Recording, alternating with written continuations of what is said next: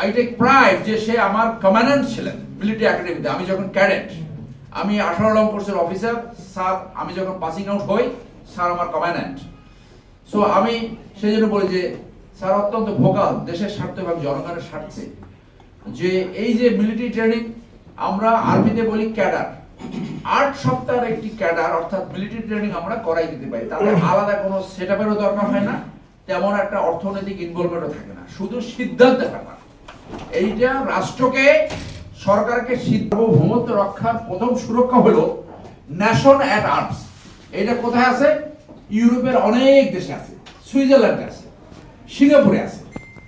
যখন আমাদের উপর যখন হায়ানাদের যদি কোনো অ্যাগ্রাসন হয়, আমাদের প্রত্যেক অ্যাবেল বডি সেখানে রুখে দাঁড়াবে।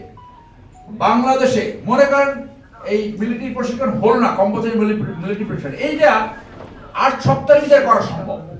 আমাদের যে এখন স্ট্রেংথ রয়েছে সেনাবাহিনী, তো আমাদের সেনাবাহিনী আছে 2 লক্ষ, মনে করেন বিডিআর আছে 2 লক্ষ, পুলিশ আছে 2 লক্ষ।